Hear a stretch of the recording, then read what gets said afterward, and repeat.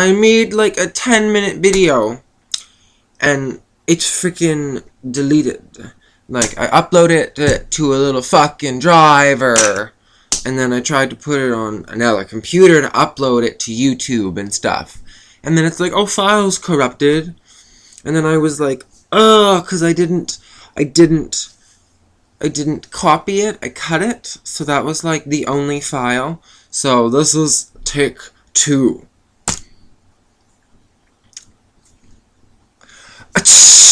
Welcome back to my channel. It's me again, the Puzzle Master. Gonna do my video today about Alice in Wonderland and some hidden parables that are linked to our reality in that context that are pretty freaking scary. Also, just to tell you that today is March 18th, and it's Tuesday, and it's 2014. Now, in the original version of Alice in Wonderland, which was originally written in the early 1900s, there were many hidden parables, which in many ways are not really hidden at all. They're right in front of our faces. One of my favorite parables, which was cut out of the Disney version, is the scene where the Duchess is beating her baby. Literally. I'm not even joking. Literally. So, and she's beating the baby until it can tolerate pepper. This could be compared to how children nowadays literally have the magic taken out of their eyes by our corrupted societies and media. This can be further analyzed by looking at the fact that Alice, upon seeing the baby and feeling intense grief and sorrow for it, wanted to save it. So she took the baby, only to see it transform into a squealing pig. This can be linked to how we see children nowadays. Things are changing so drastically and at such a fast pace. And I'm not going to go too deep into this because of the spiritual applications, and it might be so far down that route that people who have not even considered that, it might just seem overwhelming. But the fact is that, like, all of our media is owned by, like, the control people, or like the people who think they're in control, even though like there are a lot of the things that they're doing are completely wrong. Like, but continuing, the trick is not to play their game. Do not demonize them. You have to humanize and guilt them. Do not play the conspiracies, play the facts. After all, conspiracies, as a definition, are meetings held in secret. So, conspiracies are real. It's just, to talk about a conspiracy is always hearsay, because the meetings themselves are held in secret. So, after all, conspiracies are held in secret, and refer to secret meetings, to keep us in the dark, like Jekyll Island. These are not secrets anymore, but they are still suppressed. So I will not refer to them as conspiracy theories this way, because many of the public know about them. MK Ultra. Does anyone know about that? The horrible, horrendous things that went on. The tortures, the brainwashing, the electroshock. They used drugs.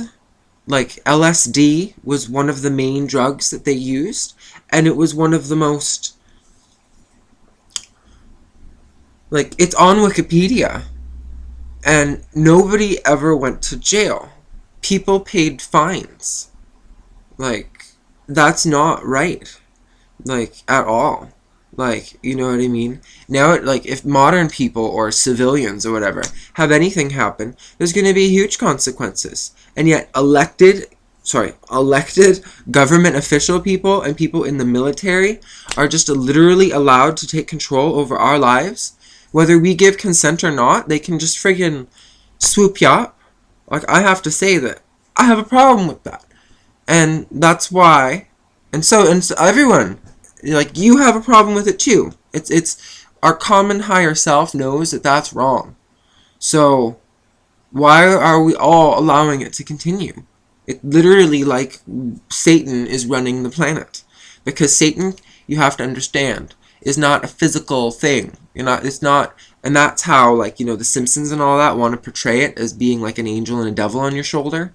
But really, it's unified. It's hard for me to explain to you, but at the fulcrum, or the unification, there is a oneness, which evil can access and good can access, because it's all a part of the same wheel. And if you want to be in a denial loop that has just ignorance and complete self-denial of all of this goings on, then you're not going to be aware, and therefore, by not being aware, you won't be able to block the perceptions of, like, for subliminal things and things of that nature. 1 second. Skip this part out.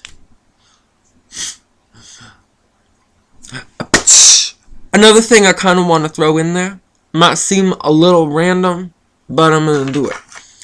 See if you can guess what this is. Well, the picture might have given it away, but there you go. It's a Mars rock.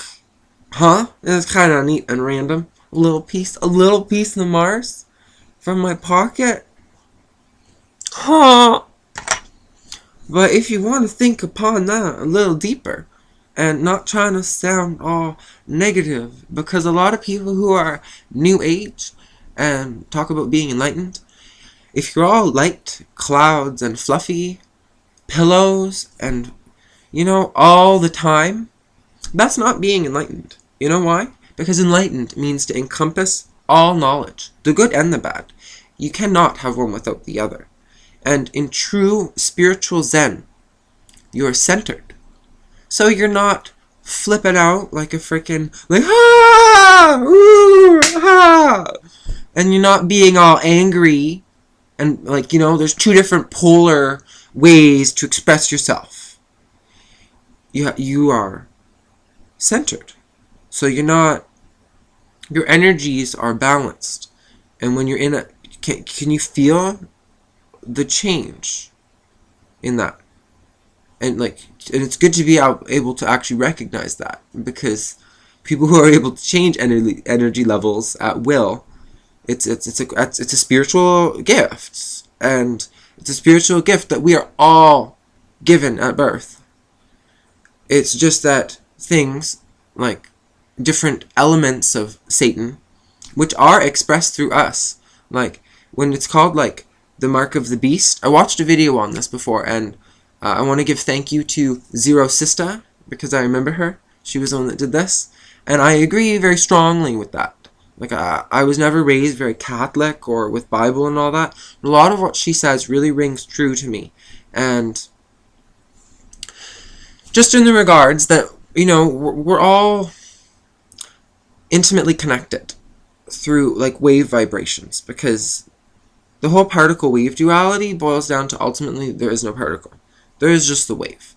And the reason they created the wave-particle duality in physics is because they're creating just a divide and conquer duality in our reality. And a wave unified theory ultimately proves that we're all connected. So our actions are repercussible, and things that we do will have effects on a grand scheme. I really want you to visualize this. It's just that if all beings are fluctuating energies, okay? Now, take into consideration if you were to just go out into nature and hunt down, just you making this example up at random, but hunt down like 100 deer, okay? Male, female, babies, whatever. Just the first ones you can find, then you shoot them, okay? Imagine all of the energy imprints that those deers had, and that had different potentialities in the future to occur. And I'm not talking on a physical, like how most of you all think. I want you to have your eyes closed maybe and think about the grander spiritual interconnections, and that all matter is fluctuating wave energies. Voice, sound, light, matter itself are just bound forms of this wave vibration. So, taking all that into account, we can see that if we are all interconnected, and many studies show that this is true, like rat studies and things of that nature, even so much to the degree that memory is stored in our DNA. Then maybe it's important to not be plugging ourselves in to the television, which is owned by them. Like, Satan is not, as I was saying earlier, a physical being or a mythical thing on one of your shoulders. There's a unification, okay? You can listen to your inner voice or you don't, okay? And you're going to know if it's the right choices or not. So, thinking about this, does our technology, the gas and the oil that we burn, does it seem justified? Like, Nikola Tesla wrote over 100 years ago that there was radiant energy that permeates the cosmos. Like, most of you people out there, not all, because I've seen some comments that I get from people, so I know that not all of you will even understand solar cells. But if a solar cell is able to derive energy from light energy, how immense is the black hole or the energy fulcrum in the center of our galaxy? How immense an energy or energetic would that be? Tesla even had a radiant energy device. If you look up the patent for that, a radiant energy device, it's still on Google Patents, like they have it listed there. It even functioned at night. It did not matter. And it came from cosmic radiation, which came from the center of our galaxy. This was over 100 years, people. So, wake up! Hope you've enjoyed my little video. Subscribe if you liked it. If you're still watching to this point and you don't like it, and you probably didn't like that either. But, yeah, thanks for watching. Mwah, love and light. What about potato?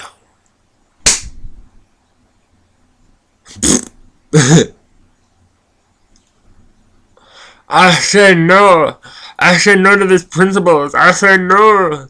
I say no to selling my soul out to freaking free market industries. No.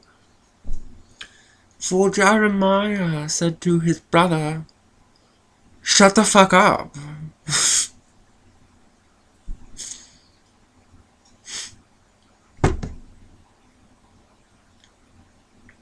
Can't you see how that affects energy states? And why it's good to be maybe centered?